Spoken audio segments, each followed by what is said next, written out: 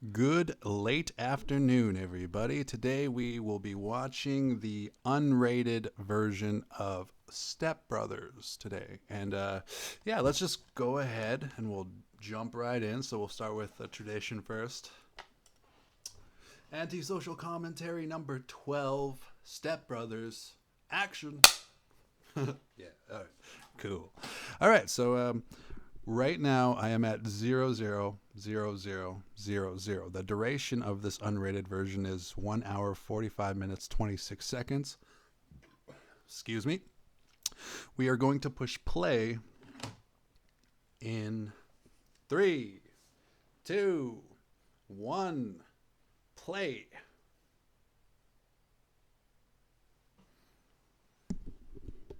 Alrighty then. There we go.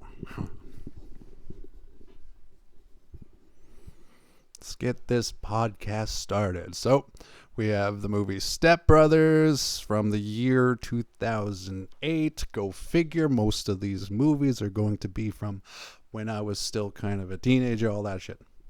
Families is where our nation finds hope, where wings take dream. Actual quote by George Bush.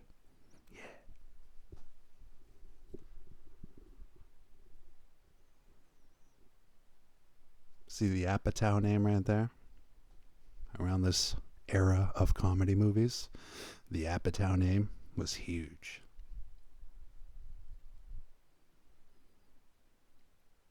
And obviously, so was like the Adam Mckay and like Will Ferrell, kind of like those comedy movies were like all around this time, just booming, one after the other, it felt like. That looks like some dry cereal.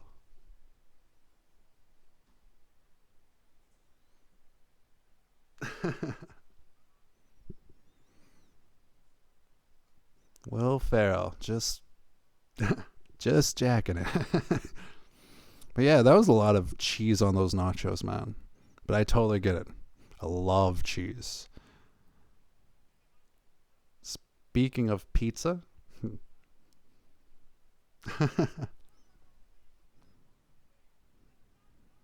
speaking of pizza, speaking of pizza and cheese, man, I'm one of those like fat guys who could eat an entire pizza to himself. Start with the crust first, and then leave the cheese for last. And yeah, I gotta stop doing that though. It's not good for the old ticker.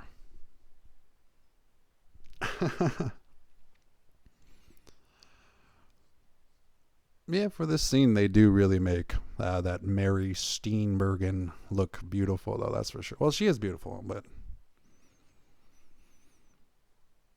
I only really know Mary Steenburgen, that woman there, in this movie. And and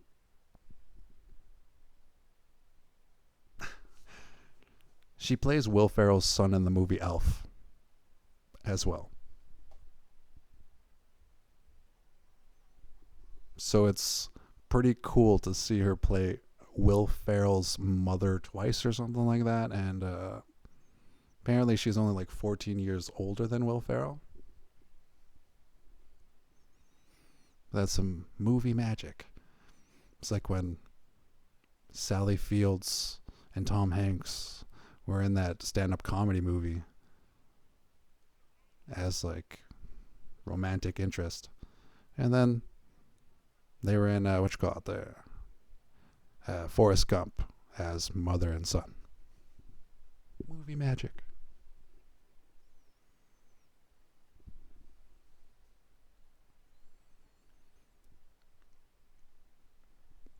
PetSmart. Love PetSmart.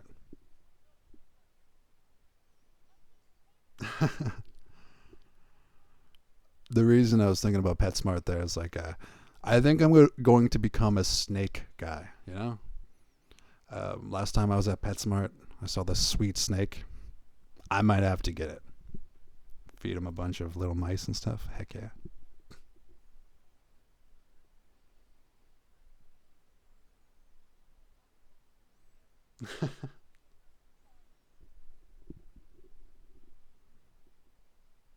Yeah, the genius of this movie is grown adults playing children, basically.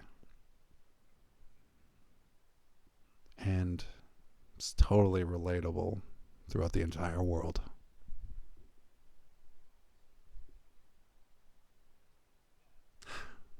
I like this part.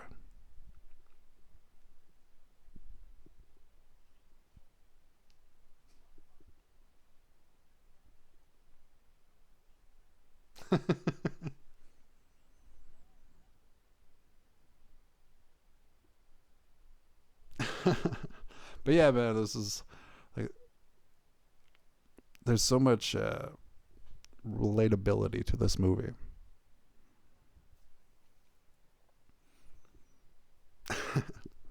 Because if I were to show this movie,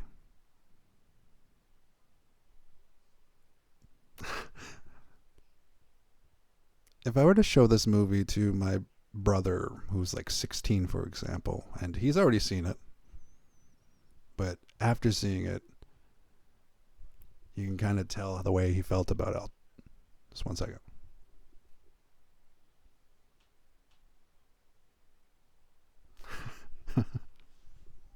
Like this part.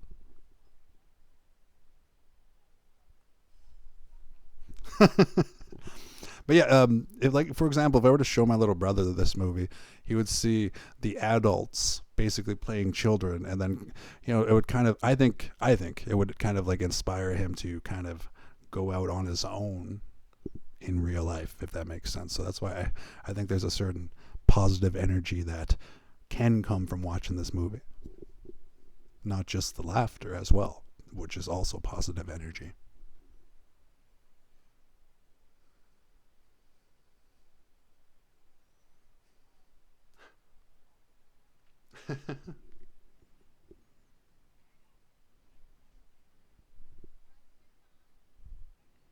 That's a nice dog. I want a nice dog.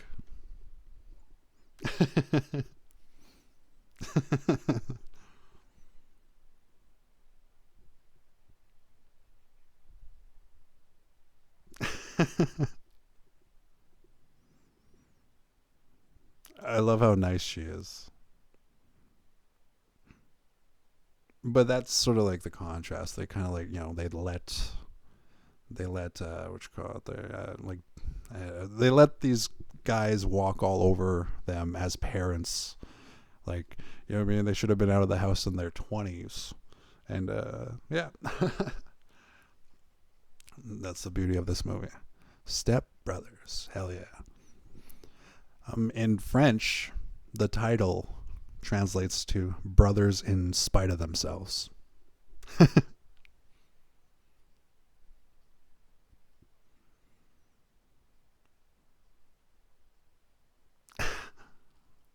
Nighthawk. It's the sweetest Aboriginal kind of spirit name, man. Hell yeah. Nighthawk. But yeah, in what you call it, Spanish, the title Step Brothers is translated to either Forced Brothers, or there's this one poster that said Brothers by the Balls, which is pretty cool.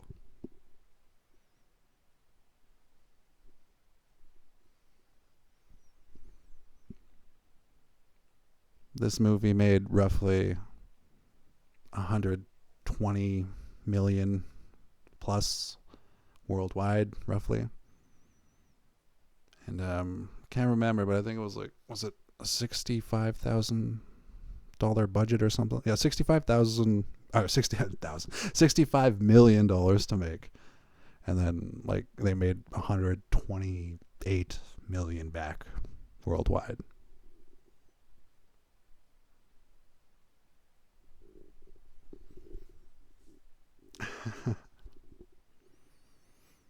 And their father, like, was obviously such a nice guy, but just to, like, let his son live with him that long and all that stuff. You would think that there's like a backstory where maybe his wife passed away, and that's why he let his son stay longer or something. But the actor playing him is Mr. Richard Jenkins.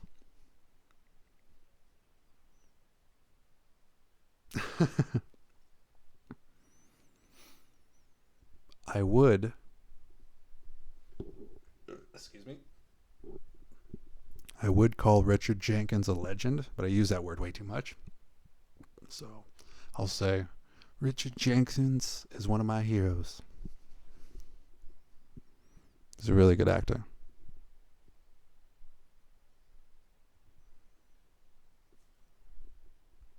There is some truth in what John C. Reilly said, though, when he was like, I don't believe in belts. There's this quote about, I think it's from Chuck Norris or something like that. I can't remember. Or one of the Gracies, like one of the masters of jiu-jitsu and all that stuff there. If you punch a black belt in the face, he becomes a purple belt. And if you punch a purple belt in the face, he becomes a brown belt. And just kind of keeps going like that or something. It's a great quote. Because belts mean fuck all. Because everybody bleeds. All that stuff. But let's focus on the comedy.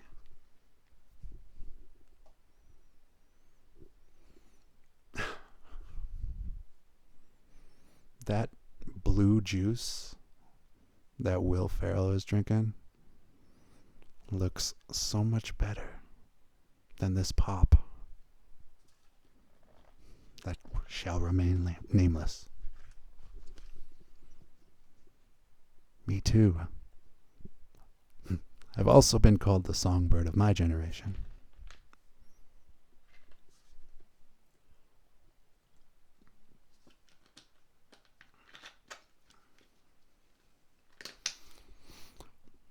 She was so good in Back to the Future 3. So happy for her in the dock.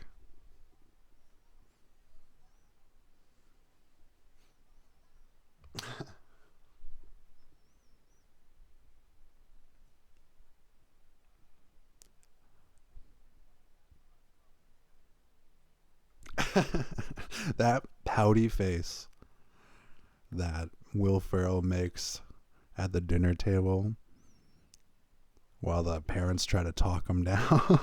It's okay. It's okay. Sets the tone for the whole movie.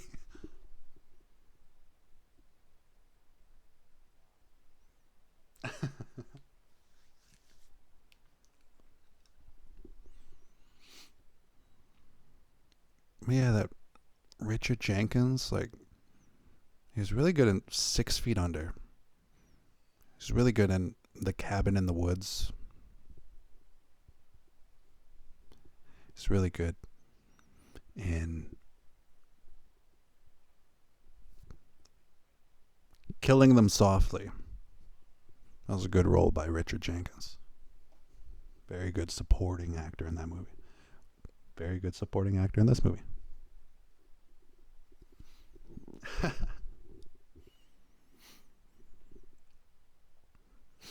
So much of this movie was like improv and ad-libbed that there's like a 3-hour version somewhere in the world.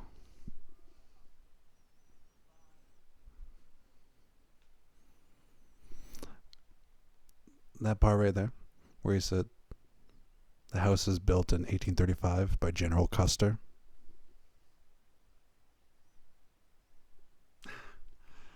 That Custer line, remember that for a second. And we'll come back to that.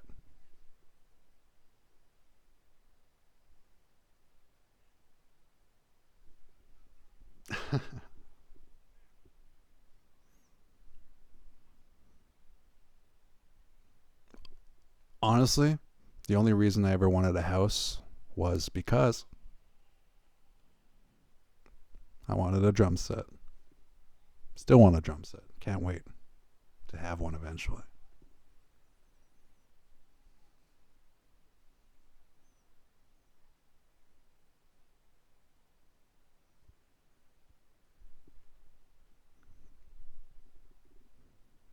You gotta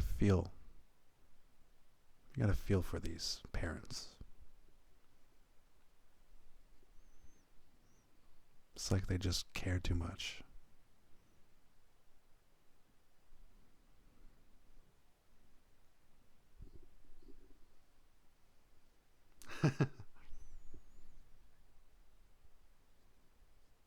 Oh yeah, okay, so there is the backstory there that I was thinking about. I forgot he mentioned it.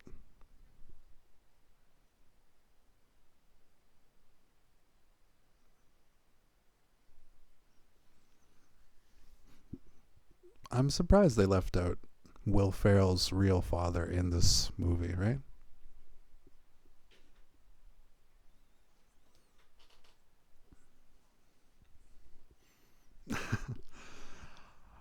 I love how Adam Mckay chose for Will Ferrell to play the high school version of himself. It's so absurd and like obscure. Even Adam Scott. Adam Scott never fucking ages, man.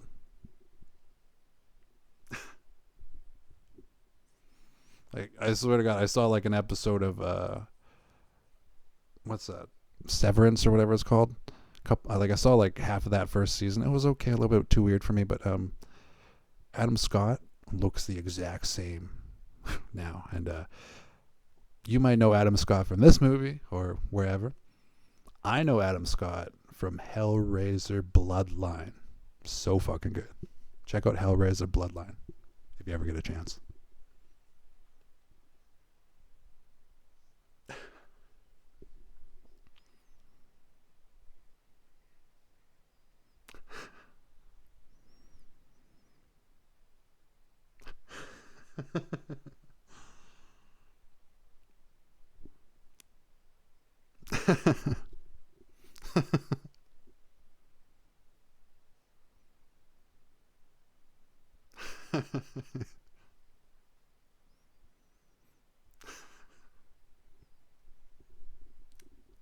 Curly headed fuck. That's so good, man.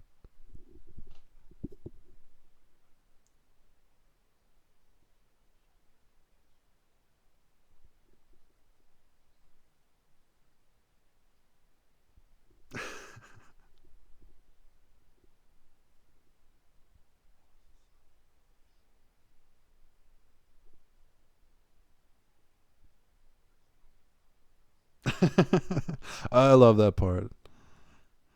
Like the brilliance of Adam Mckay is that he trusts Will Ferrell so much that it's like, go ahead and improv, guys. Go ahead. Give it a shot. Let's see what we come up with. If it's funny, we'll use it. If it's not funny, we tried. That's what I love about Adam McKay's directing. And back to that General Custer thing, that scene where they're laying in the beds, like just dogging each other and shit like that. There's a deleted scene where, if you have the DVD, you already saw it. It's like there's a deleted scene where John C. Reilly convinces Will Ferrell's character that there's a ghost in the house, and that ghost is General Custer, who built the house in 1835, like you said earlier. Thought that was kind of funny. But yeah, they decided to delete that ghost scene because I guess it made that scene just a little bit too long when it already served its purpose.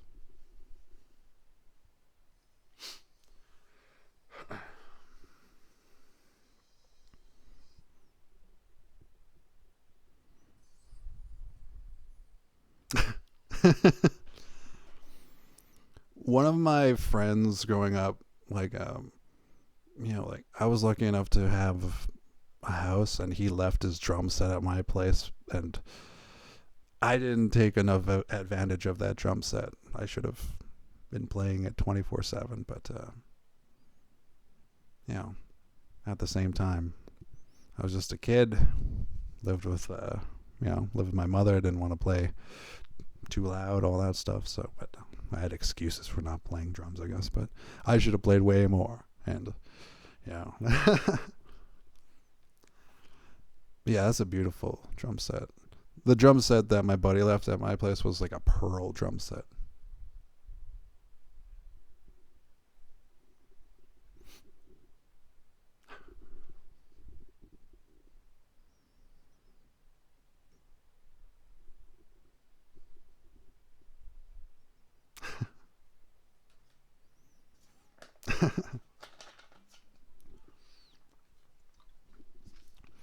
Yep, my favorite line is right there. But the runner-up was like, I was watching Cops.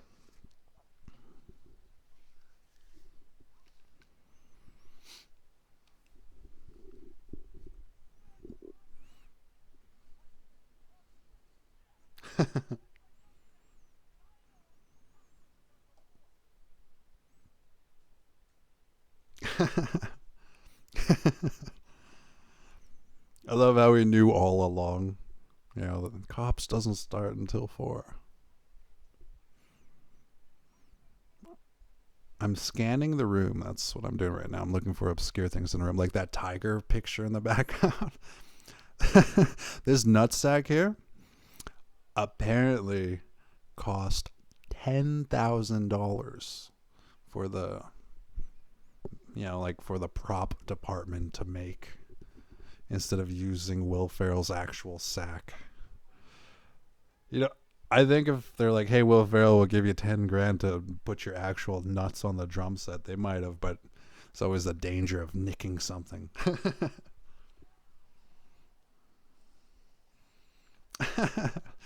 They switched to the stunt double. That's funny. They look like a stunt double. If it was John C. Reilly, hell yeah, that's awesome. John C. Reilly did go to clown college, so it could have been him doing that stunt. So it looked like a stunt double, though, at the time. It's hard to tell.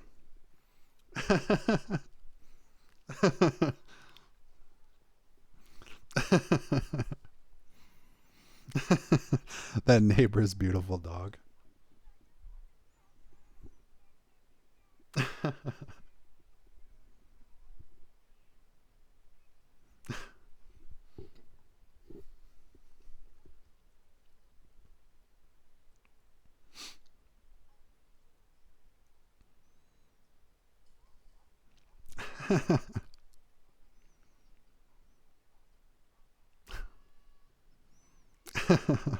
This poor woman. Seems like, I know she's a character, but seems like such a good mom. Feel so bad for the parents this entire movie. Aw, poor lady gets mauled by the dog trying to break it up.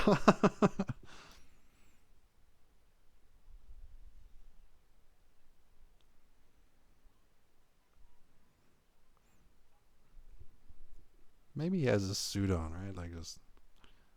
Just the odds of him being done his shift at that time while they're fighting. If Cops wasn't on until 4, maybe he has the night shift. Because it's still before 4 o'clock. The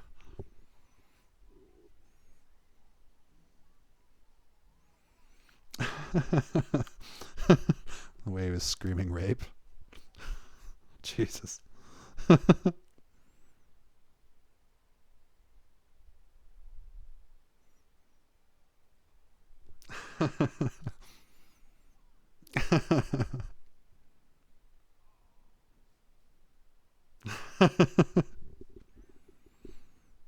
Yeah, after you fight somebody that you kind of have beef with, a lot of the time it's like, yeah, bro. At least if you fight a good guy. I remember I got into a couple of fights where it was like, I know I won, but but then it happens. It happens. I became friends with a couple of people that I got into fights with, and I'll always appreciate our fight.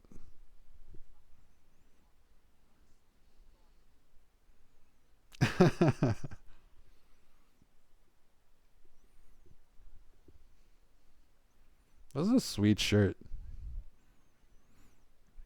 Like the Converse All Star around the neck thing.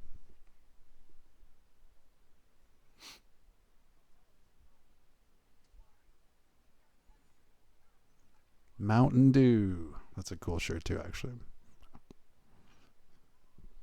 I think Mountain Dew was made 1942 or something.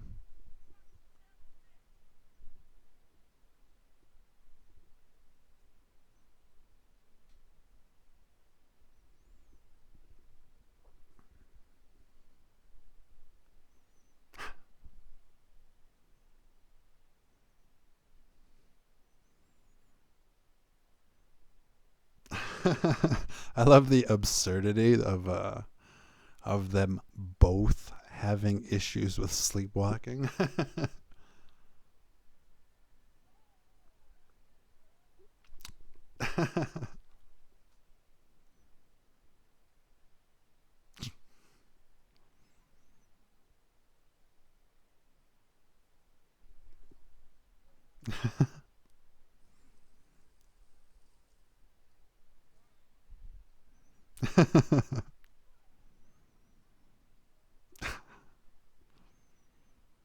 How many people actually have like sleepwalking issues? Let's figure it out.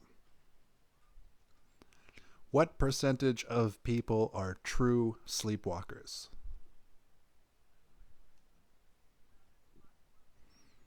7% of people will experience a sleepwalking episode at least once in their lifetime. Cool.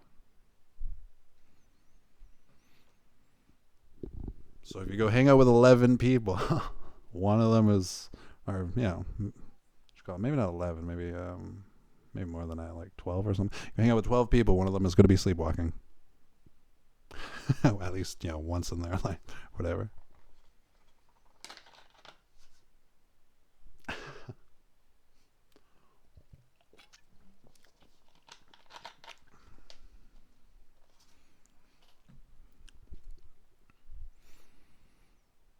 Yeah, there's just something so like even though it's a comedy, there's something so devastating about these parents who should be starting to save up for their retirement and go on vacation, and like their parenting should be over and all that stuff. But but they're stuck with these two man children. You get it. You get it.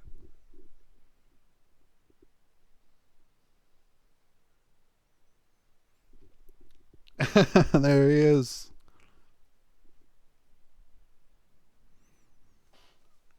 He's my favorite character because he's so douchey and he's so rude to his wife, and just just so many things wrong with Derek. I love it. I love it.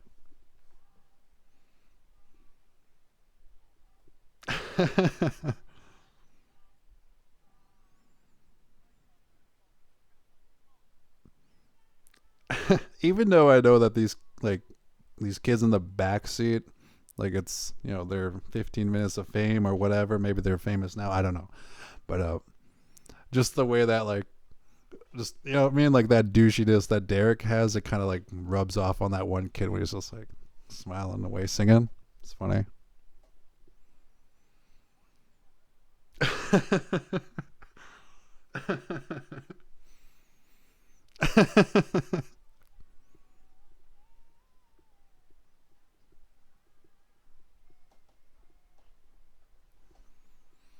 I can sing high.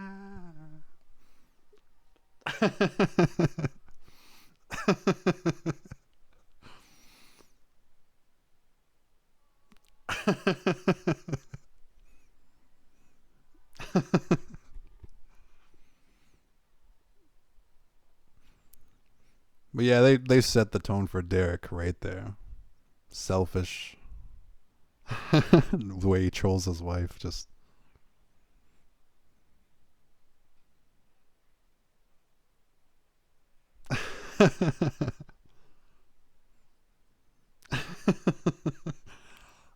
I love that about Derek's character.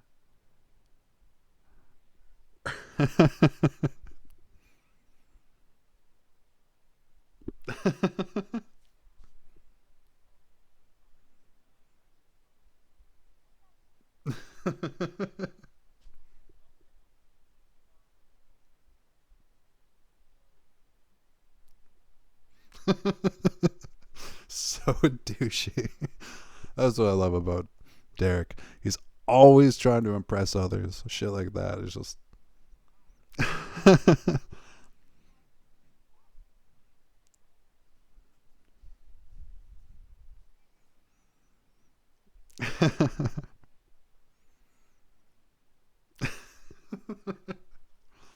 Yeah, that's my favorite character in the movie, man.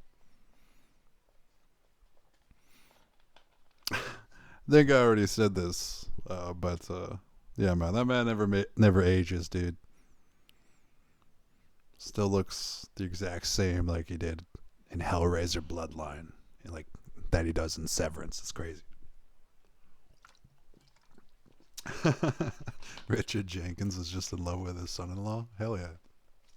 Speaking of in-laws, director Adam Mckay is actually a brother-in-law to Jeremy Piven, which is awesome. That means, you know, have an excuse to talk about Jeremy Piven 3 podcasts in a row. This is the third one.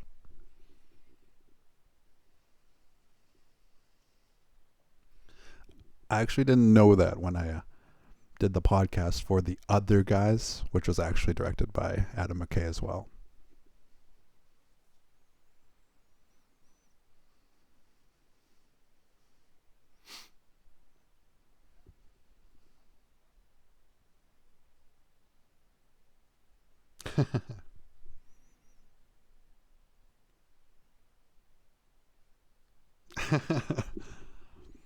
Like, he's so douchey, but he has resources, which is, you know, one of those weird kind of things in life. Like, I admire that. But at the same time, I love the way his wife reacts to everything later. We'll talk about that later.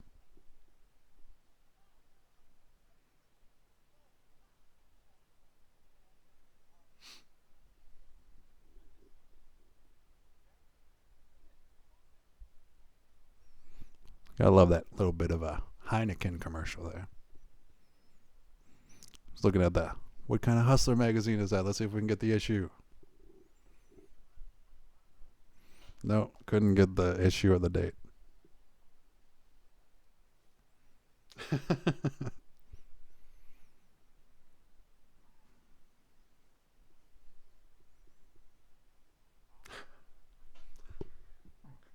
Excuse me.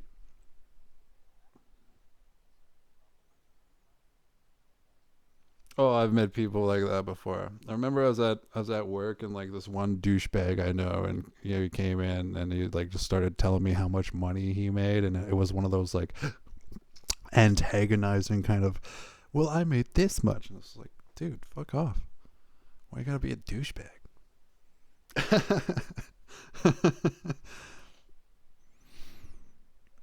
The switch to the stunt double, so funny. Or not stunt double, what, you know, the double for the abs. Fucking hilarious. And they're all oiled up.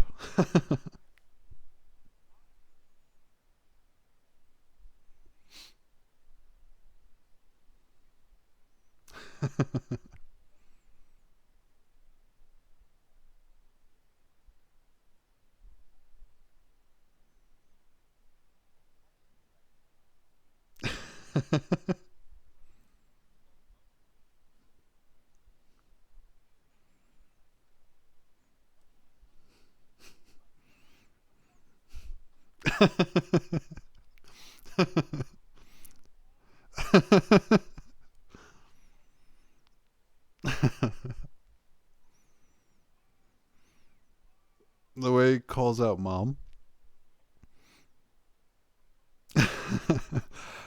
The way he calls out mom, and the way like, you know, John C. Reilly's character, and the way Will Ferrell's characters are like kind of shows that Derek is a different childish version of what Brennan could have been, is sort of what I see there.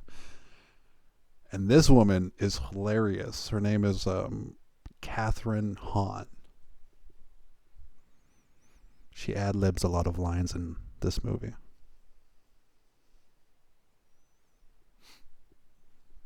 And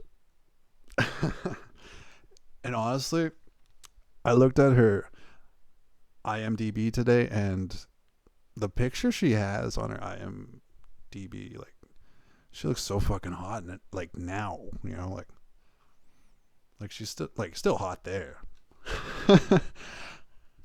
That that shove you up my vagina part, that's that was all her.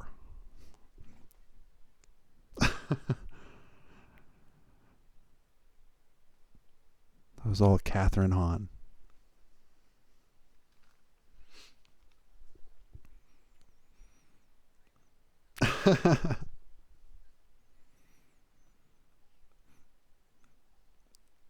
And that, I love how she like hates the douchiness of her husband and all that stuff. It's just so many levels.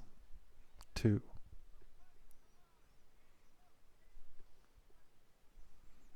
That was my favorite line. And even though Dane Cook had that joke thief thing, that Louis C.K. accused him of and all that stuff there. Even though that happened with Dane Cook or whatever, like Dane Cook Vicious Circle, still like one of the best comedy specials out there. Still stands up to this day, I believe.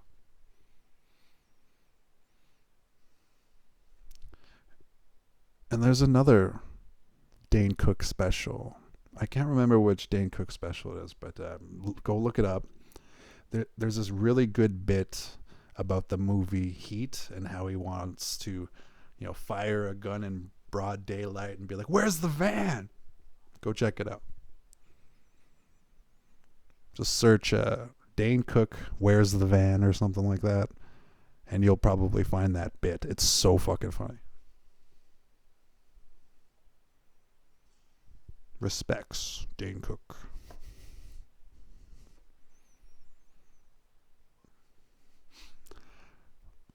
Love that Metallica poster in the background.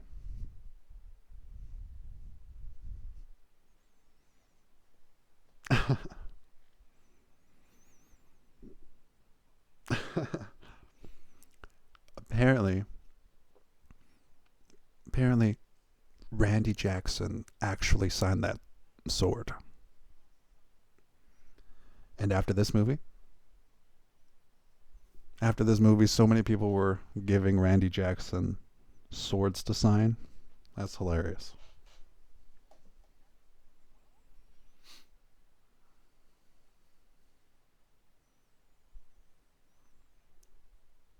Another deleted scene that they have in this DVD that you probably already saw if you have the DVD, right? Is they're wearing night vision goggles, and then Will Ferrell asks John C. Reilly, like, "Did you ever jerk off with these?" And then, "Yeah, man, your spooge glows." It's pretty funny. So.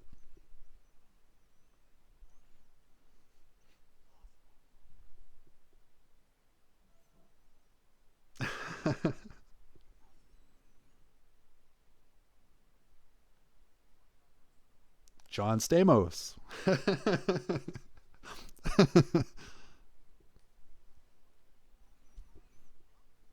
John Stamos, speaking of like drums and all that stuff, man, like John Stamos is a really good drummer, Not just not just Full House's Uncle Jesse and Jesse and the Rippers and shit like that. He's actually a really good drummer. You can actually see him try to like reverse engineer the drumming for Papa Roach Last Resort, I believe it is. Basically, they play the track without the drums, and then they play the track with the drums and show them after John Stamos makes drums for it. So check that one out. It's a really cool, like, interesting concept for drumming where John Stamos creates a rhythm for the song Last Resort.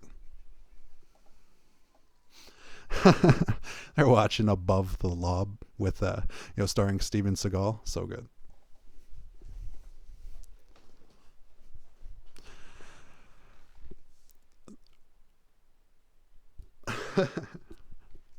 Apparently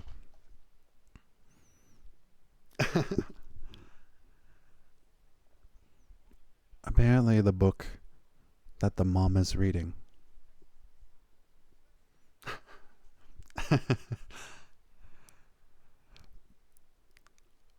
the book that the mom is reading is called Walking on Eggshells, Navigating the Delicate Relationship Between Adult Children and Parents.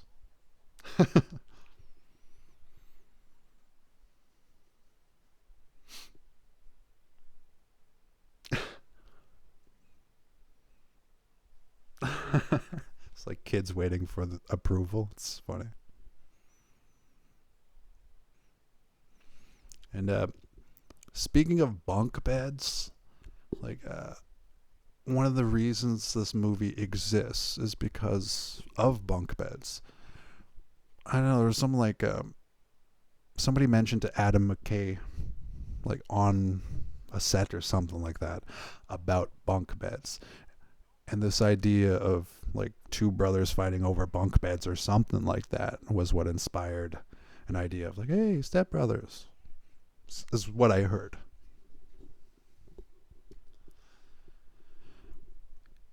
And even though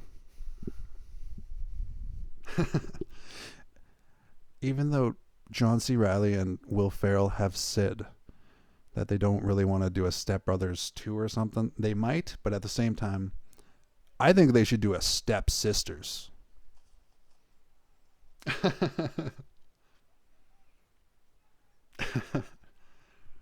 Love that heavy metal poster. The anime.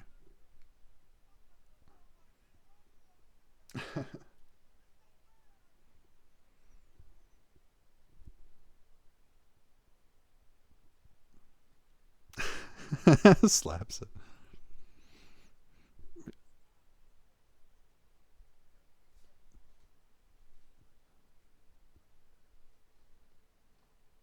But yeah, man, I think if they were to make a Step Sisters, and it was like, I don't know. I know if Melissa McCarthy's like too old now or whatever, but if they made like a Step Sisters with like Melissa McCarthy and like, I don't know, Tina Fey, she do all, I mean, like somebody of, along that comedy caliber, I think if they did a Step Sisters, that could be fun for the female audience, because I'm sure a lot of women find this movie funny if they had their own of own version of like a female version of it. Like, fuck yeah, I think a lot of women would really dig that. But that's just what I think, and who cares what I think.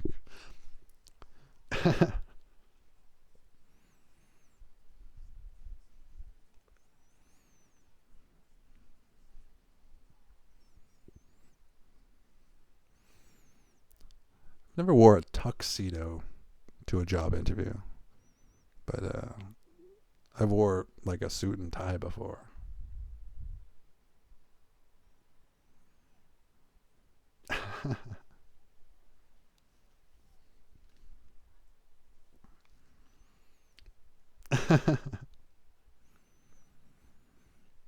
I like a little Statue of Liberty, Liberty figure next to her pencils.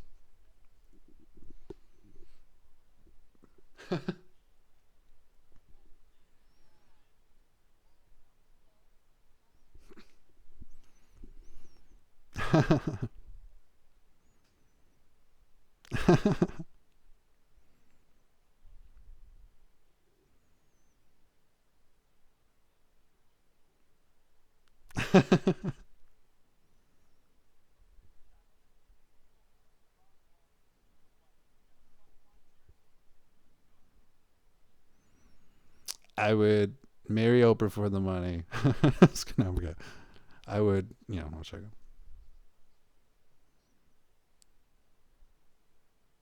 That right there is I don't want to say the word legend. What can I use? That right there is the very talented Adam Mckay. Jeremy Piven's brother-in-law.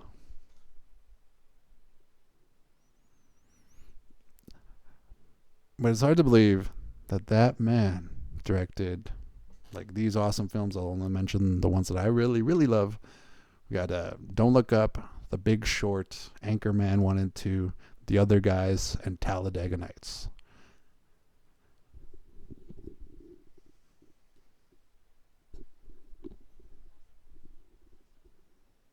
That it came down to a cross between Talladega Nights or Step Brothers. I chose Step Brothers because I love that film more. But Talladega Nights is right up there, dude. Good old Seth Rogen. With Apatow producing, yeah, that immediately, yeah, immediately Seth Rogen's going to hear about it back in the day around this time. And of course, yeah, Seth Rogen was in that Apatow movie, like The 40-Year-Old Virgin. A couple other, you know, everybody knows Seth Rogen, right? But yeah, like it was in other Adam Mckay movies. I think Adam Mckay, what the hell was it? No, Gary Sanchez Productions was part of Pineapple Express. I don't know if did Adam Mckay direct that. I can't remember that. If he directed if he directed Pineapple Express, that would be fucking awesome. Who the fuck directed it? It's been so long since I watched Pineapple Express. Pineapple Express. What the fuck can I think about? Like, who the fuck is it? Sorry, just swearing for no reason. Okay, here we go. David Gordon Green, that's who directed Pineapple Express, but it was I think Gary Sanchez Productions was part of Pineapple Express, if I'm not mistaken. That's why I thought it was possibly Mr. McKay.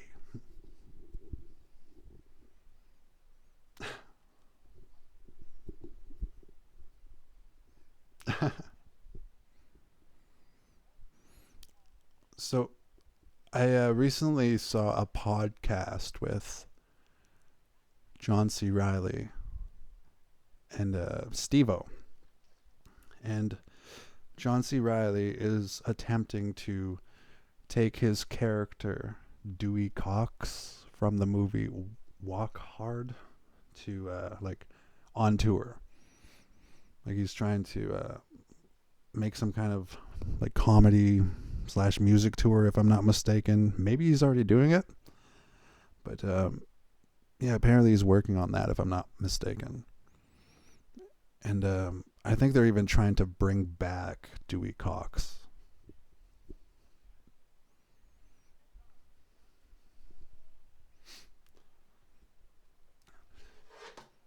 And I'm gonna have to watch Holmes and Watson again, but I remember not really being into the accents that they had, but there were definitely some hilarious parts in that movie. I'm gonna have to rewatch it.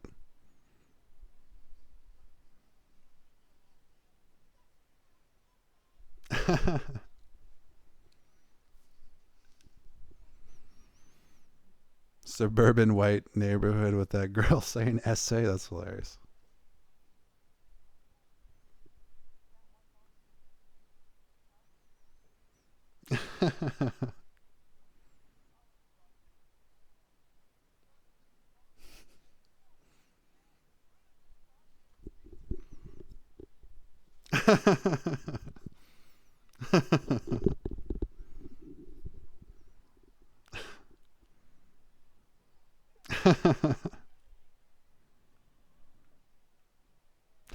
Oh fuck.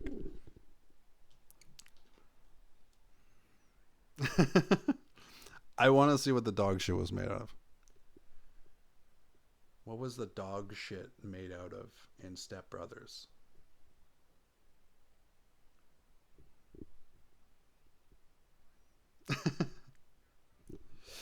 Oh, they said that Will Ferrell demanded that they use real poop. No, I'm not, I'm just joking. It's actually what it looks like, which is it looks like powdered donuts. That's what it was. Cool. The prop was specially crafted for the scene to look like old, dried up dog feces while being safe for the actor to consume during filming. Go figure.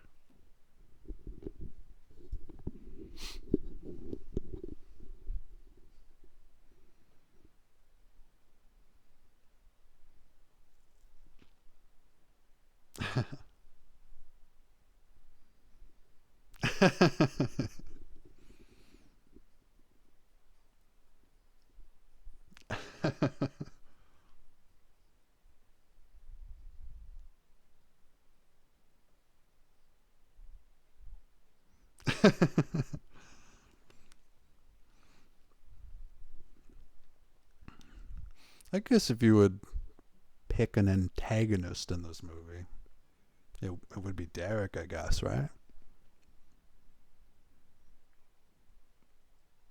But there's a certain like genius that the antagonist is kind of like the antagonist is growing up. That's what makes this movie pop. Because everybody has families. Everybody has those, cousins or brothers or sisters or like, whatever, like uncles and aunties. Like everybody has somebody in their family that left the home too late or might still be at home today. So there's a lot to relate to. If they made a stepsisters like this, it would work, I think.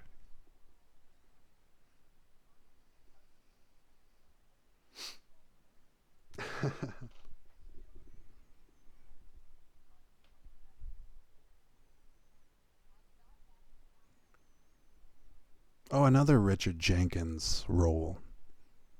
He's always like one of the cool side characters, or something that I remember there. Me, myself, and Irene. I think he was in one of the environmental protection agency agents. I think because in Me, Myself, and Irene.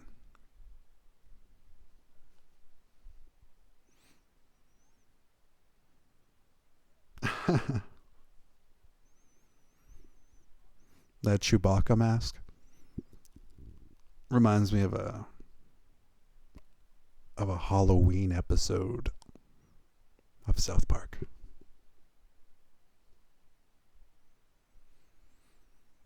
Where Kenny dresses up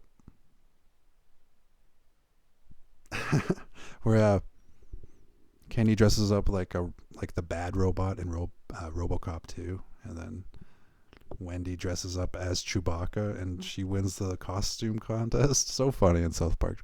Check out that episode.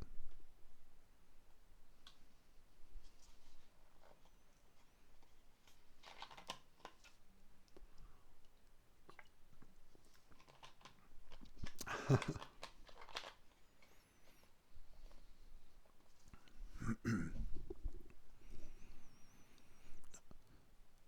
wonder who that model is on that calendar.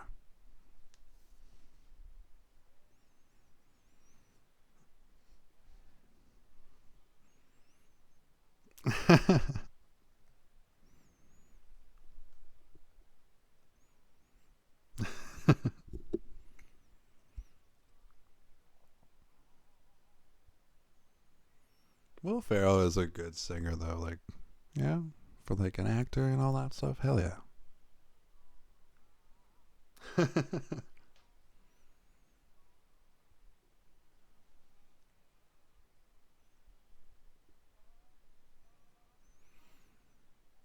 Let's go ahead and connect. Let's play the connect game.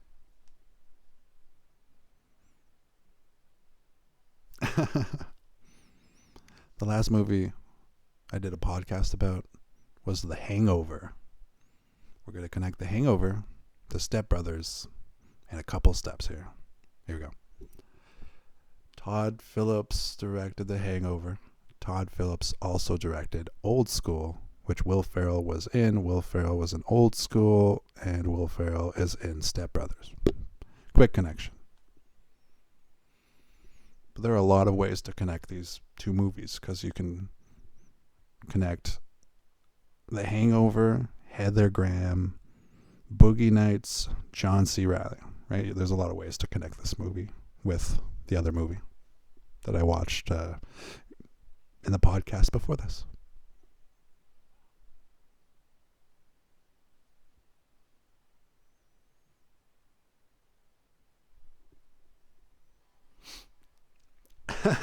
D-Man Realty. Like that's D-Man Realty. That's like It's like what I should call my company if I ever decide to become a realtor.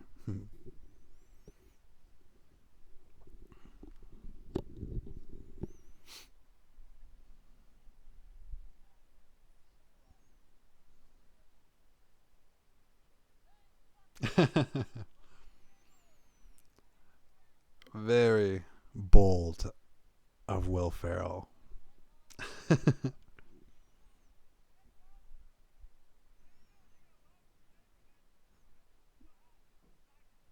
Which would be scarier, right? Let's say you have two neighbors. On one side, one neighbor dresses up as a Nazi. On the other side, one neighbor dresses up like, a Ku Klux Klan member. Which is scarier, dude? I think the Nazi's gotta be scary, but the Ku Klux Klan dude looks like a ghost, so they're both scary as fuck.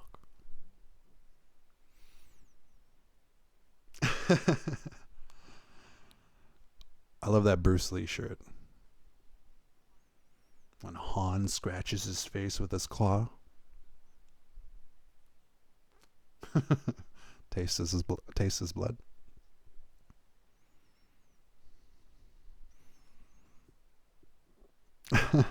That chick's funny. Andrea Savage. That's her name.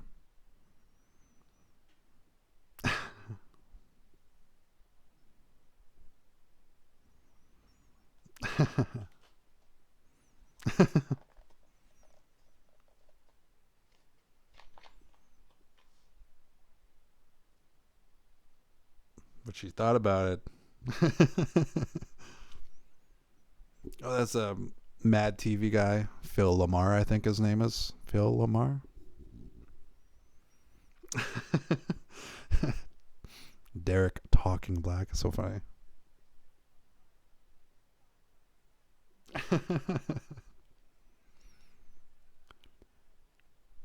It's a penguin shower curtain around.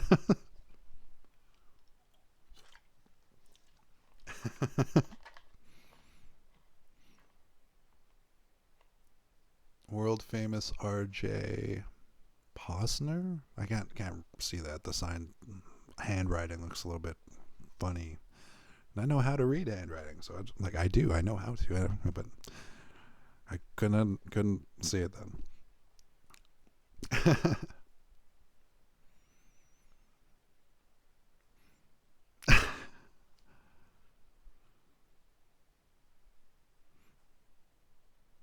God, I hope I get to have a woman obsessed with me like that one day who is just hot and just, awesome. That'd be cool, man.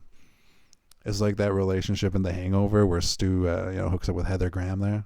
And just like instant, like overnight, just like instant, insane, crazy lady.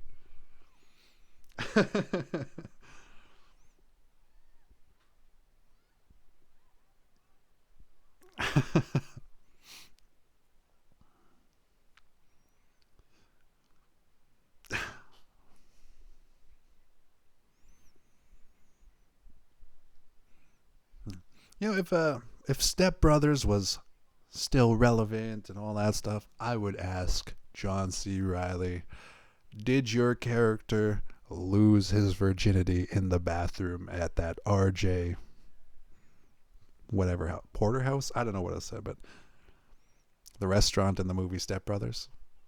Fuck you, Rob Riggle. No, I'm joking. But Rob Riggle. This is another movie that Rob Riggle is in. I should just do every fucking movie that Rob Riggle is in, and you know what? Like, it would still be interesting because he's got so many cool cameos and shit like that.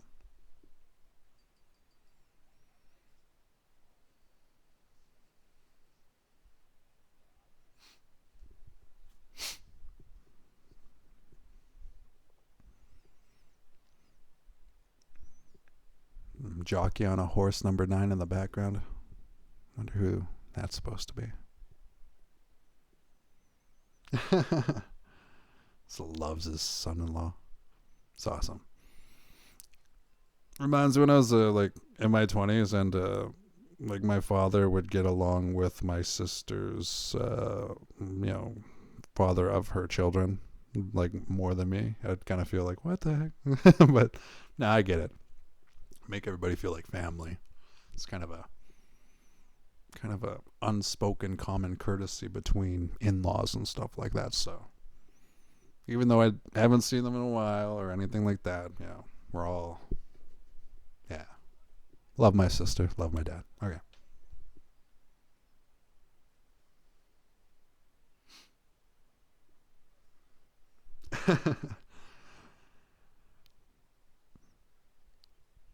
I saw Adam Mckay, I think it was, he tweeted something about Will Ferrell and John C. Reilly. Like he tweeted something about them making an album because of the boats and hose thing they do in this movie. And if you ever want to see an album go straight to platinum, you make it based on two fictional characters in a movie portrayed by John C. Reilly and Will Ferrell.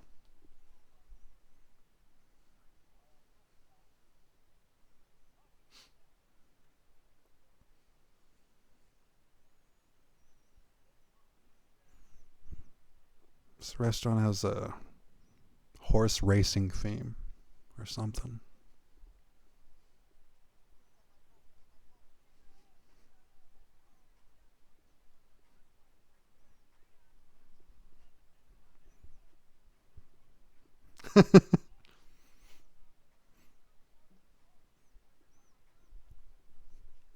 That's my favorite part of that song.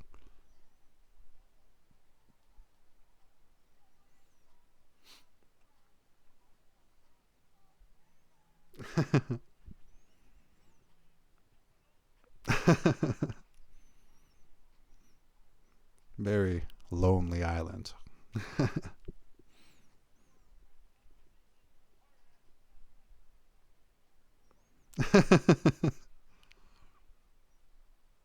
Oh man. Oh man. Oh, Richard Jenkins' reaction says it all. Oh.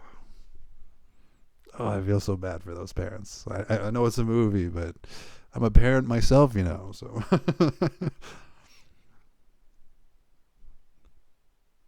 So, when my kids are 18, you're out the door. Sure.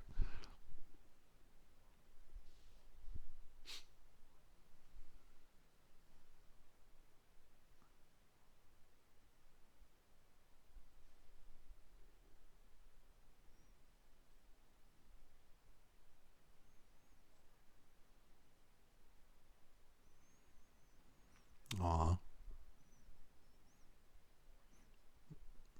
That boat broke that man.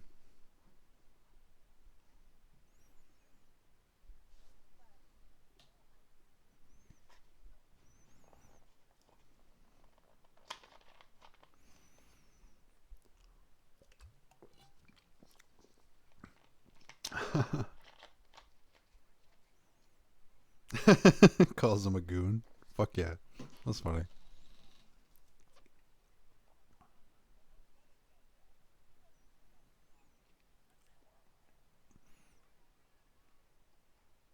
Yeah, you can tell that, like, at least it looks like, right? You can tell that it looks like a green screen car ride kind of thing.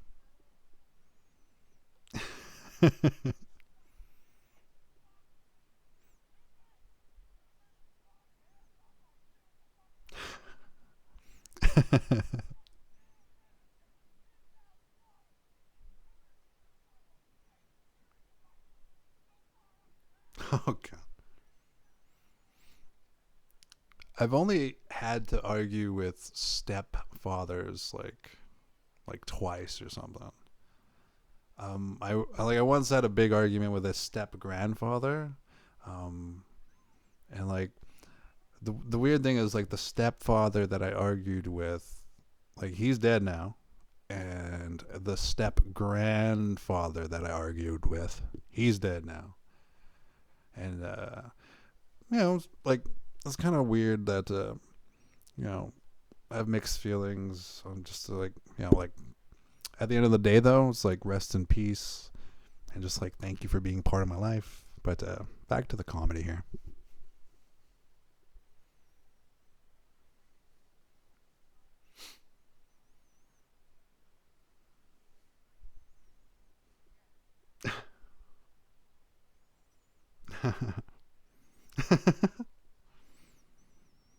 She's a good actress. Mary Steenburgen.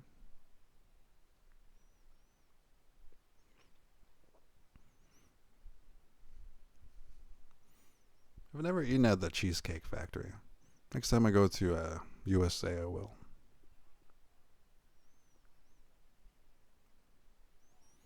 I've eaten at the Spaghetti Factory at the Forks in Winnipeg. That was okay. But, for something like pasta that only costs like $1.50 to buy like that much of, they only give you like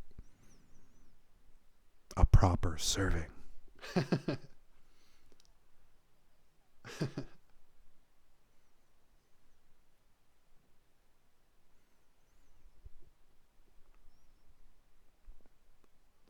I thought I read something that said that Adam Mckay wanted to make this more dramatic, but I'm glad it turned out to be a hilarious comedy with drama in it. It's not enough drama to call it a dramedy, so they made it perfect.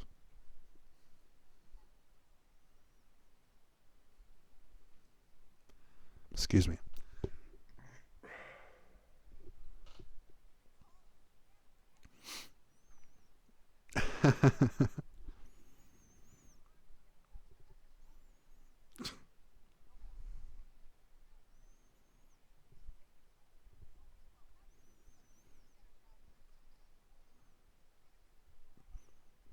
People who like sleepwalk like that, like, man, like, I just wonder, like, what is the treatment for that? I'll look it up after this podcast, but it makes me wonder, like, do some people have to literally tie themselves to their bed when they sleep?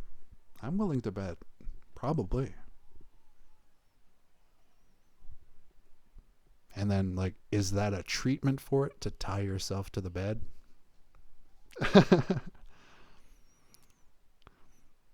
That was a good stunt double, dude. Did that stunt very well.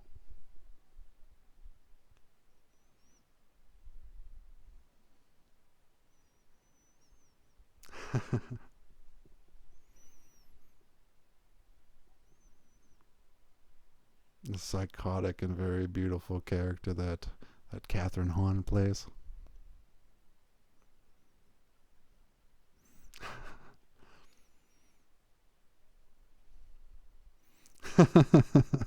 The wedding ring is the O. It's so twisted.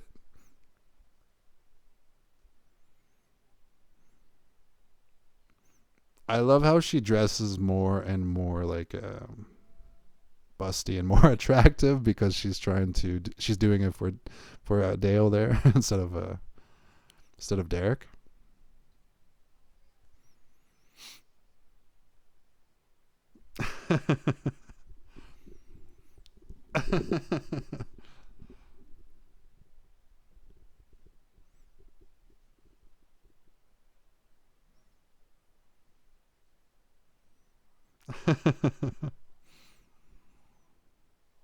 Lazy liberals. Zoltan Kazis has a really good joke about like starting liberal, and then you start working really hard, and then you see how much taxes you're paying, and then like, now I gotta get it, but I can't do the bit well, so go check out Zoltan Kazis specials and stuff like that. I don't even know why I brought it up. I can't remember exactly how he said it, so it just popped in my mind when I was watching it.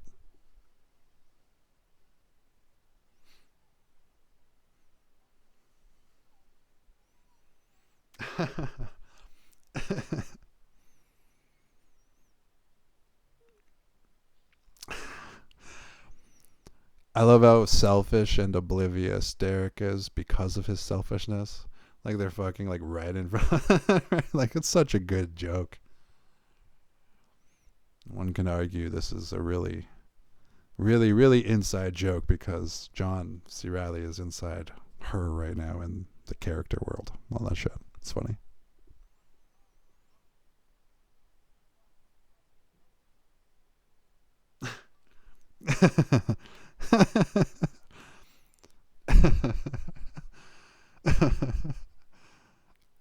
She starts having one right in front of everybody. That's funny. She's so good at playing a psycho dude.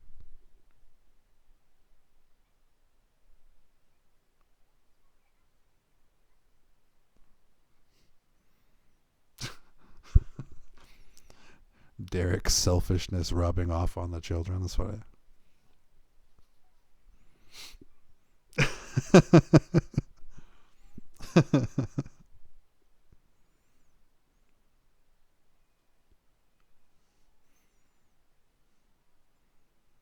Like Derek thinks that, they're such losers that there's no possible way his wife could,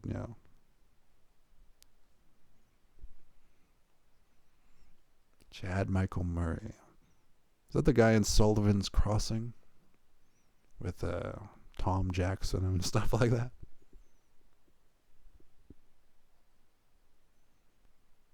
Aw.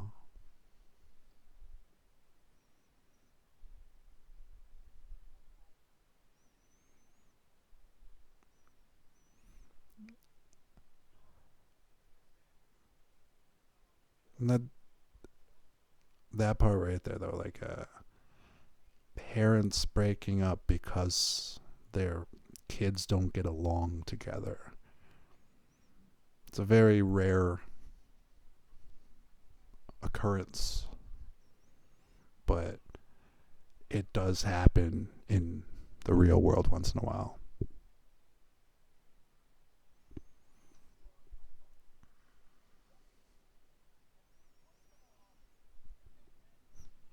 That's a nice cake.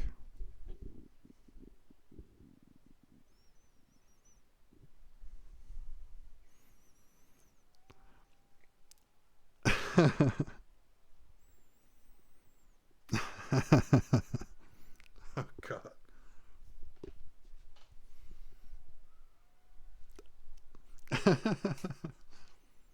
She's so fixed, like so obsessed with Dale that just cries with him.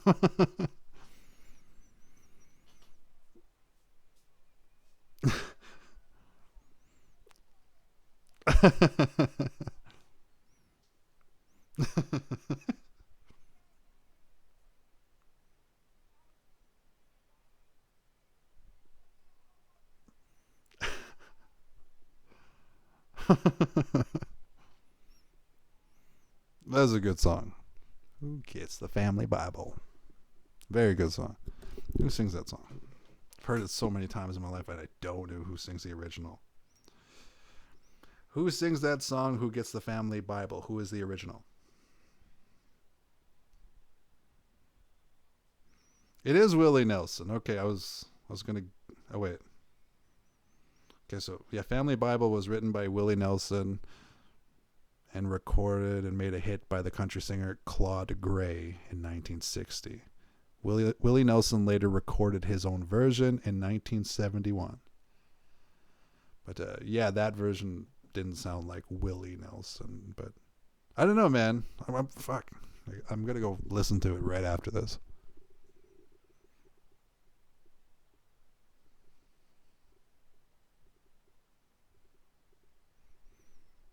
Fucking love Willie Nelson. On the road again.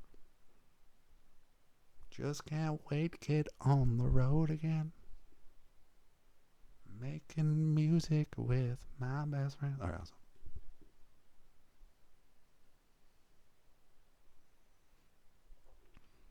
Ooh, the game Battleship. I gotta buy the game Battleship. I'm gonna teach my baby girl that. Well, my oldest girl that.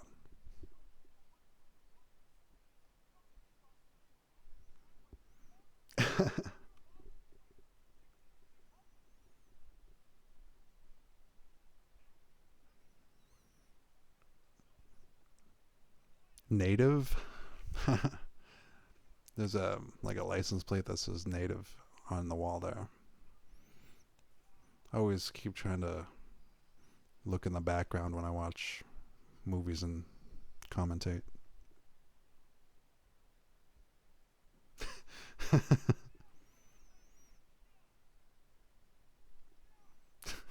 Just knocks him out cold.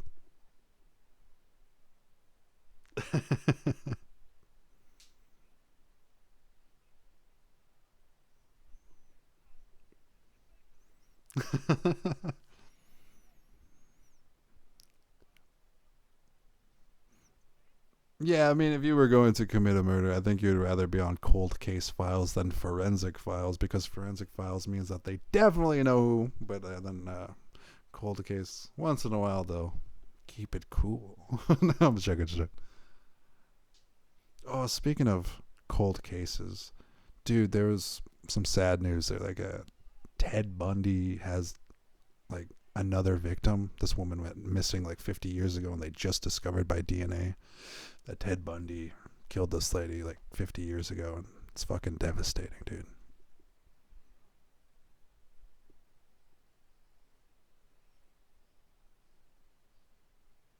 Yeah, back to the comedy. Sorry, guys. I'm just.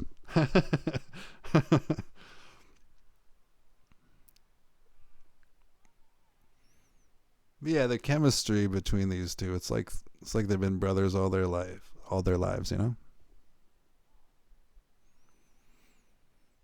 Which does make sense because like Talladega Nights was first, so that's where you first saw that like ignition that they have. The dog. I've never noticed the dog before in the morning there after they passed out on the lawn.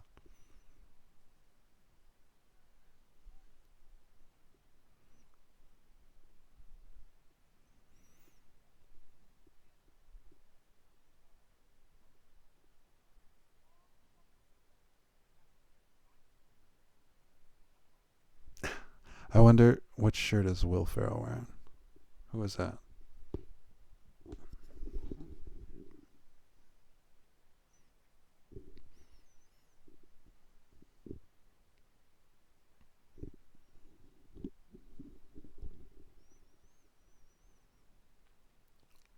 This kind of part reminds me of a Grumpy Old Men, where it's like Jack Lemmon and Walter Matthau, and in Grumpy Old Men 1 and 2, they have that part where like it's on, and then they kind of prank each other and all that stuff.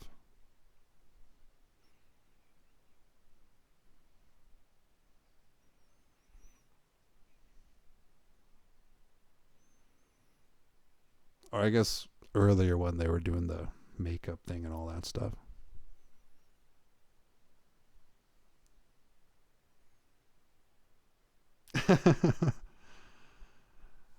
I love her professionalism, like the Andrea Savage playing the professional therapist, trying to keep the relationship professional, but Will Ferrell keeps prying until he gets it. Like, it's fucking awesome.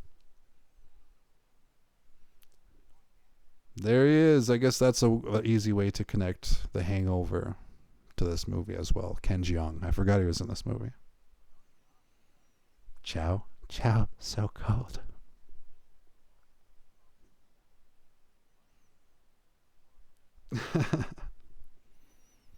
What have I become? My sweetest friend.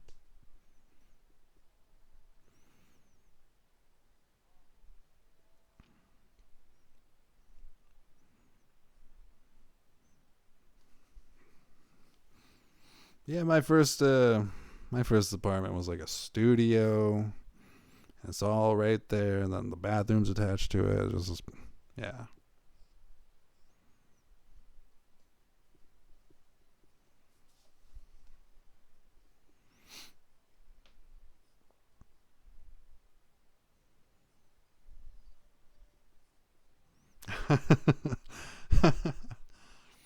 Oh man, I don't like.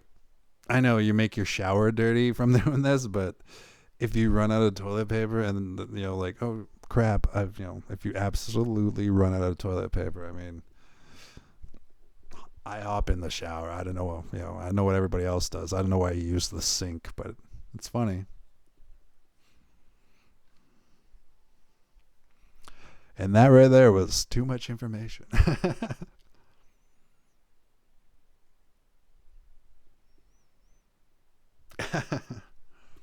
They cut out a scene here where Rob Riggle calls Will Ferrell a faggot. You're Derek's faggot's brother.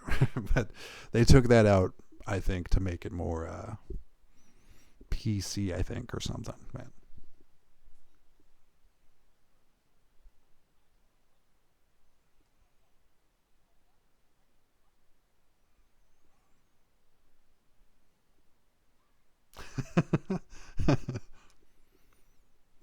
The intensity of Rob Riggle dogging him.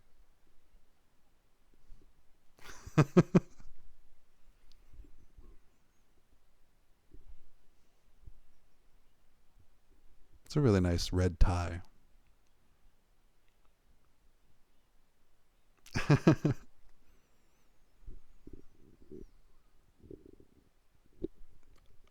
I think, like, for me, like, it just seems like the Republicans might have ruined the red tie for me, but at the same time, I'm not any political party or anything. It's just red ties look awesome. I'm a huge Green Day fan. It's Billy Joe Armstrong there. He used to wear the red tie. And I saw him live at the American Idiot tour way back when I was a kid there. And yeah, he's that red tie stuff, that was fun back in the day when I was a kid.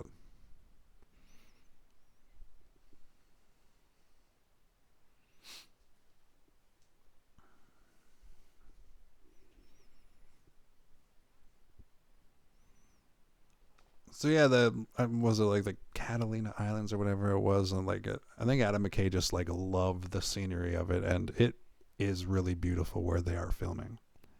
It really is. Like if you look at like the ocean or whatever, all that shit, like it's very cool.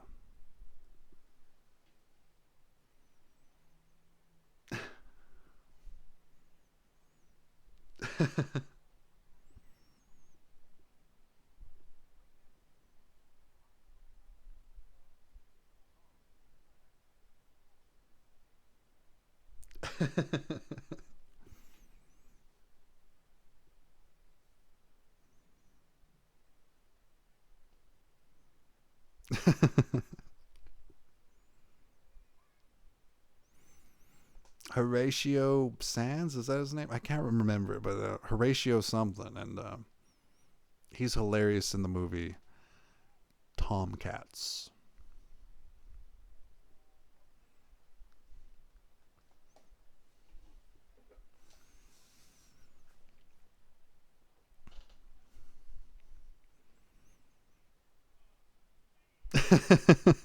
The cover band just like bombs that.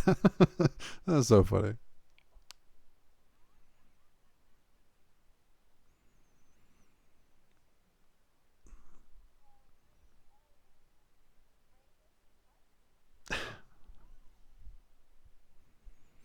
Checking out the background.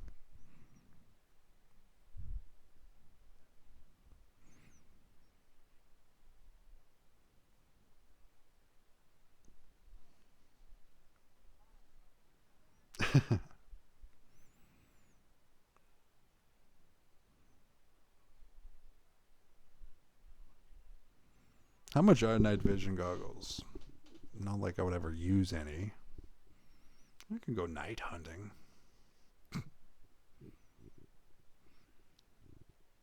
How much are night vision goggles?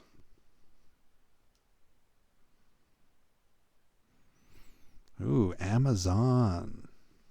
Of course. Like, you can buy anything on there.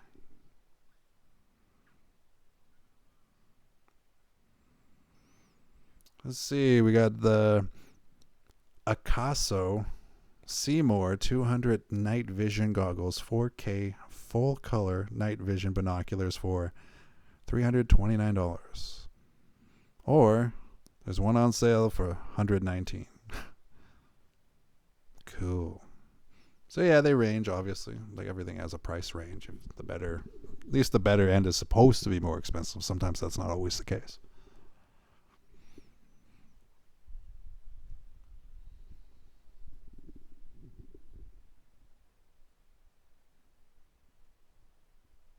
Oh.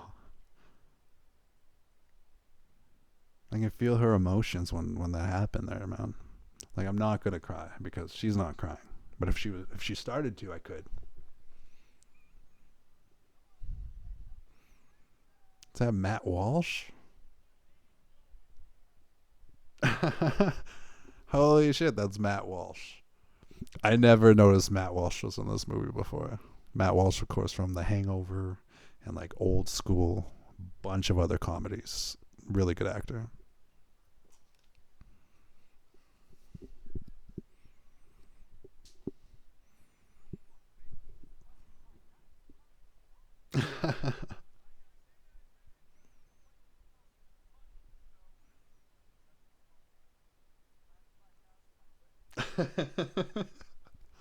So douchey.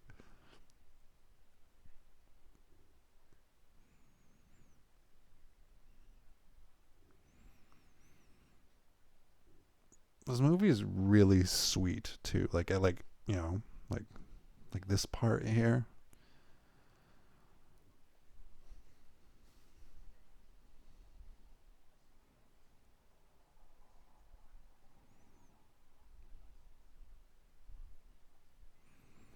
So he's such a good dad. Like this character, dude, he's such a good dad.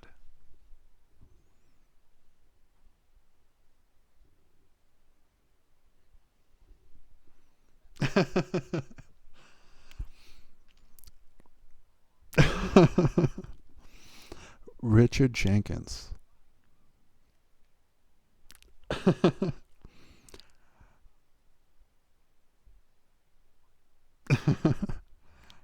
Ad libbed.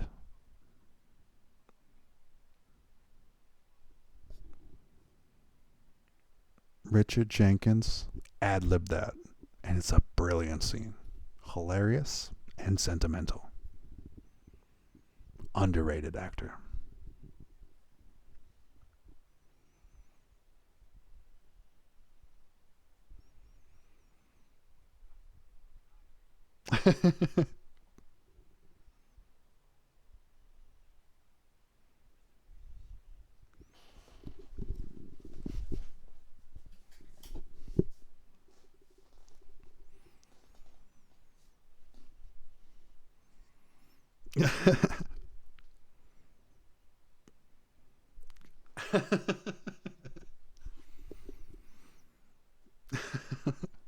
The most sensible thing he's ever said in the movie.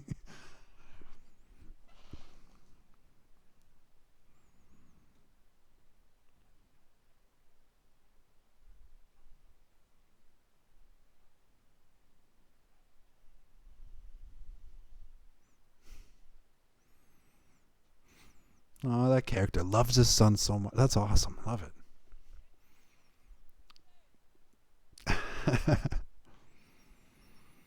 The Yoda shirt he was wearing at the beginning.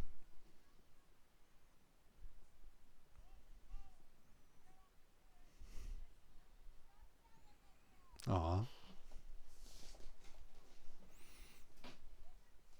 Aw. Clayton. Clara Clayton. Yeah. Hell yeah. This climax is it's really good. It's really good. Whole movie. Right. Climax. Fuck yeah. It's a good dad, man.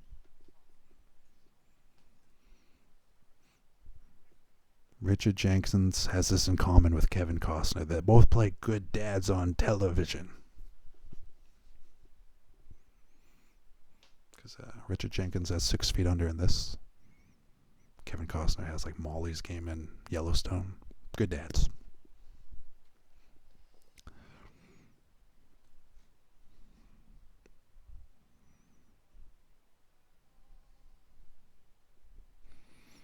This song, Por Ti Voler, is a Spanish version of Andrea Bocelli's Con Te Patero.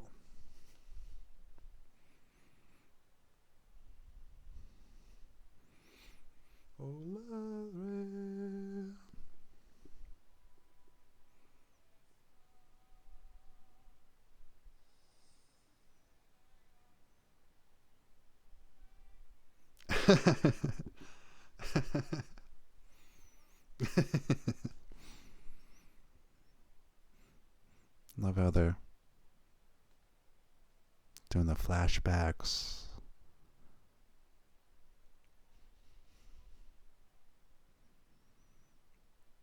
The beautiful reconnecting of the parents that struggled through this entire movie because they cared too much.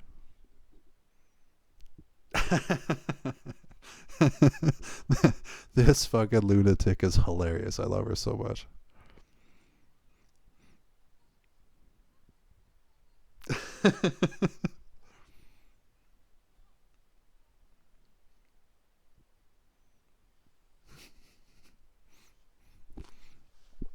It really is a toss-up between her and Derek as my favorite characters in this movie. You know, that aren't the main two, but again, though, this is one of those movies where the ensemble is just flawless.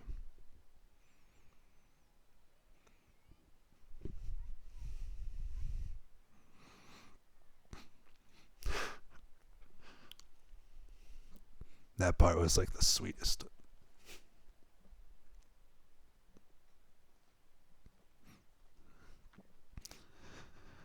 I have like 6 younger brothers and sisters, so that's why that part hit so hard, dude.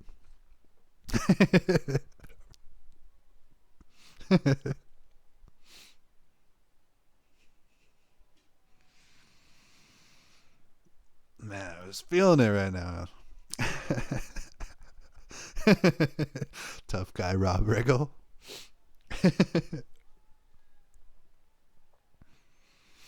Yep. To all my younger brothers and sisters, I fucking love you. You're the best. Thank you for being my brothers and sisters.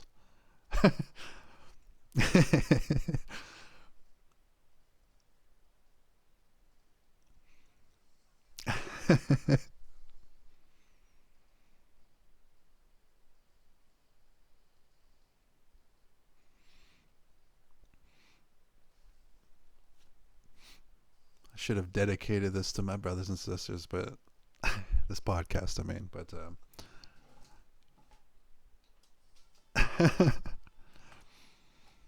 on my scene card, like on my, thing there, it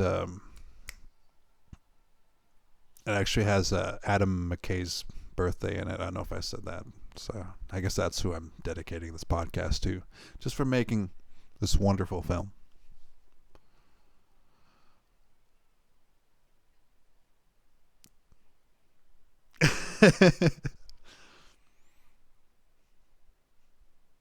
Hell yeah.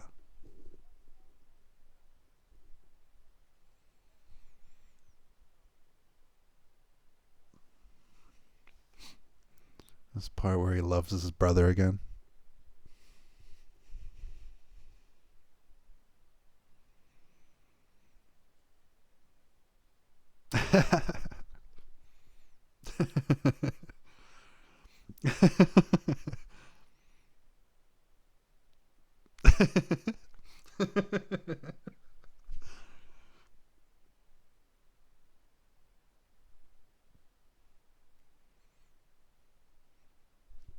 Oh, man.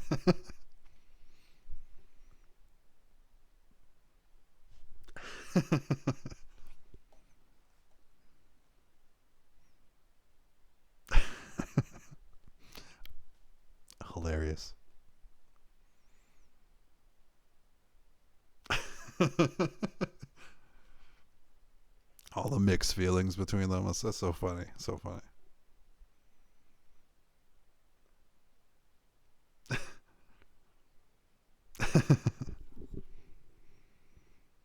And he finally lands her.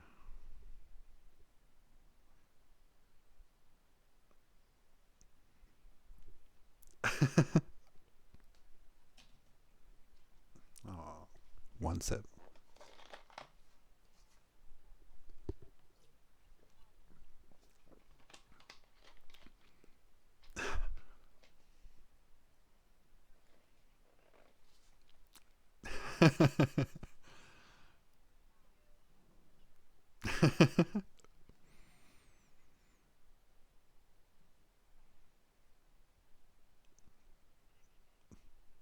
Sorry, this ending's it's really good. So into it.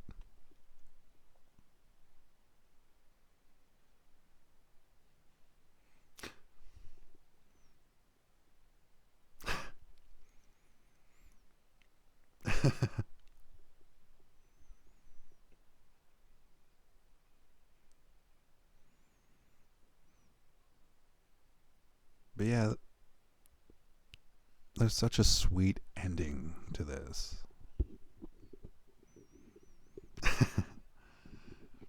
And I guess she kind of comes to her senses. Like for a split second.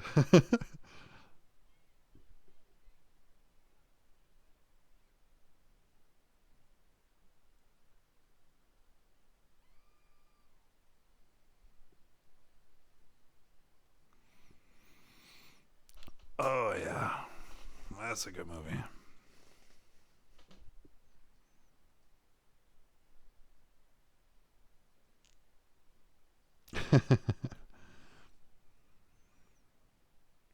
Love how everything smooths out.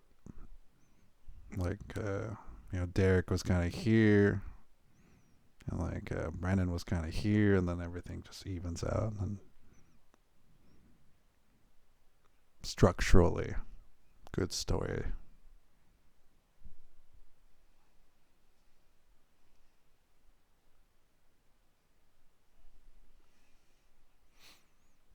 Man, he had that like blue Kool-Aid stuff throughout the entire thing. Do you see that he just had it in the wine glass?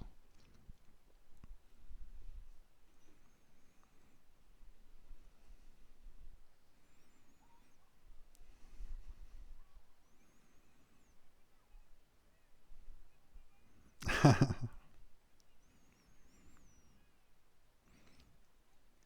yeah, this movie is just pure comedy magic.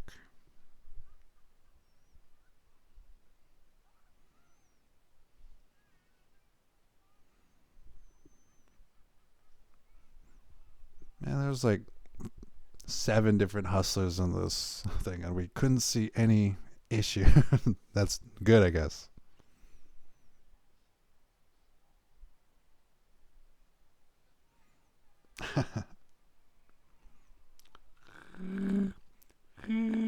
I can't do a Chewbacca impression, but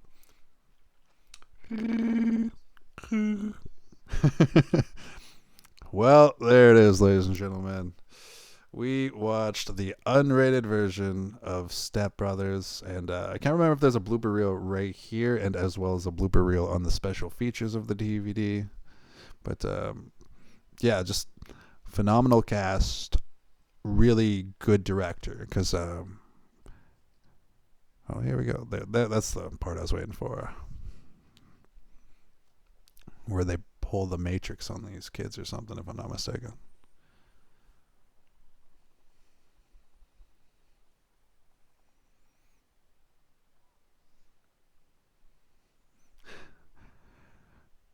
The showdown music.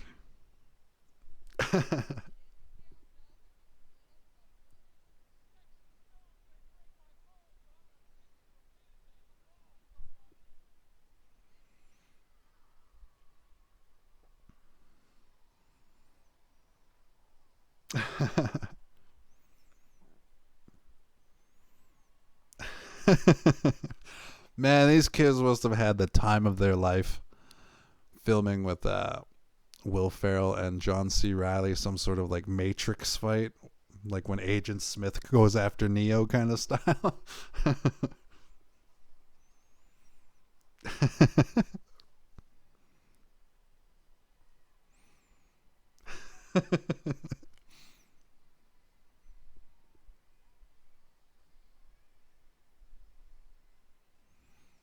Is that a metal slide in 2008? That's crazy.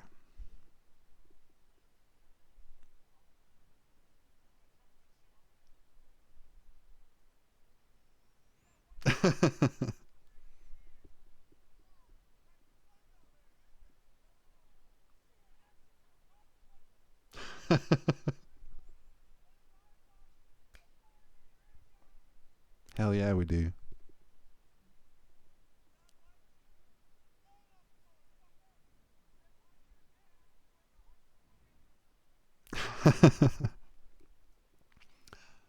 Speaking of, connections like going to high school together and stuff like that. This is before high school, way before high school, but John C. Reilly and one second.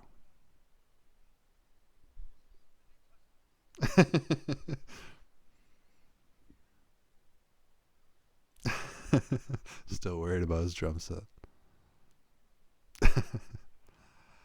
But yeah, John C. Reilly, apparently his father worked with Richard Jenkins when he was like 6 years old or something like that. So it's kind of neat to see that John C. Reilly and Richard Jenkins have a connection outside of this movie. And like just the way everything worked out. I'll use The Perfect Storm as an analogy again. Speaking of The Perfect Storm, John C. Reilly was in The Perfect Storm as well. Another movie I did a podcast about. But like this movie, like I always say, because these are all 5-star movies to me so far that I've watched, like just the perfect storm of the right actors for the right roles during the right time with the perfect director who allows people to improvise, as well as like he gives people chances. Like if an idea comes to him, he's like Todd Phillips. He doesn't throw it in the garbage right away. He'll give the actors he works with a chance to do something just in case it's funny. You know what I mean? And we can film it, see if it's funny. If it's not, throw it out. So there's something very, very cool about that style of directing when it comes to comedy. But yeah, there you have it, ladies and gentlemen. That is my podcast for Antisocial Commentary episode 12, which is Step Brothers 2008. The very successful, pretty successful. I mean, they doubled their money worldwide, apparently. And yeah, like everybody that I know loves this movie. There might be a scene after the credits, but I guess I'm going to sign off now, though. But if you're with me right now, thank you for listening. And in the spirit of, brotherly love and stuff like that, Step Brothers just being about siblings and stuff like that, I just want to say that to all of my brothers and sisters. I really fucking love you and I miss you every day. But, the way I am, I don't really know how to knock on the door and be like, hey, let's go for lunch. Don't know how to do that. So, but I love you and I always will. But there you have it, ladies and gentlemen. That was Step Brothers, directed by Adam Mckay, 2008, and Antisocial Commentary, number 12. Signing off. Cheers, love, respect. Cut.